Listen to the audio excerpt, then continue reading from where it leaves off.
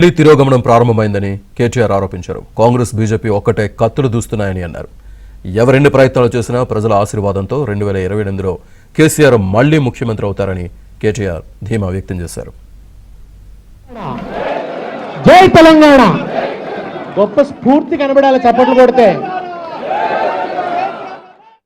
కాంగ్రెస్ ప్రభుత్వం మీద ఎన్నో ఆశలతో ఓట్లేసిన ప్రజల జీవితాల్లో మాత్రం గత 2 సంవత్సరాలుగా ఎలాంటి మార్పు రాలేదు. ఇంకా ఏమైనా మార్పు వచ్చింది అంటే అది తిరోగమనం వైపు, అంటే తిరిగి ఏదైతే పాతకాలంలో ఉండే పరిస్థితులు ఉండేదో తెలంగాణ రాక పూర్వం, కేసీఆర్ గారు ముఖ్యమంత్రిగా పదవి బాధ్యతలు చేపట్టక పూర్వం మళ్ళీ అదే పరిస్థితి ఈరోజు తిరిగి తిరోగమనం వైపు ప్రయాణిస్తున్న ఈ సందర్భం స్పష్టంగా మనకు కనబడతా ఉన్నది. ముఖ్యంగా ఈరోజు మనం ఆలోచించాల్సింది, మనం ఇక్కడ వేడుకల్లో ఉన్నాం కానీ తెలంగాణ వ్యాప్తంగా రైతులు యూరియా దొరకక వేదనలో ఉన్నారు.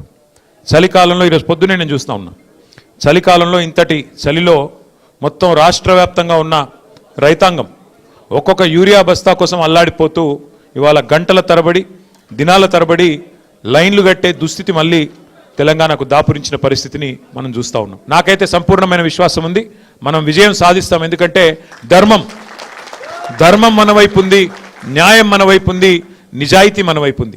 ఇవాళ 2 పార్టీలు ఒకటై మన మీద కత్తులు దూస్తున్న సందర్భాన్ని మీరు చూస్తూ ఉన్నారు.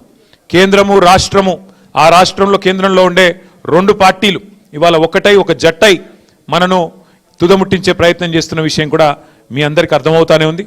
అయినప్పటికీ ఎవరు ఎన్ని ఎత్తుగడలు చేసినా, ఎన్ని కుట్రలు కుతంత్రాలు చేసినా ప్రజల ఆశీర్వాదం, దైవ ఆశీర్వాదం మనకు ఉన్నంత కాలం ఎవరు ఏం చేయలేరు.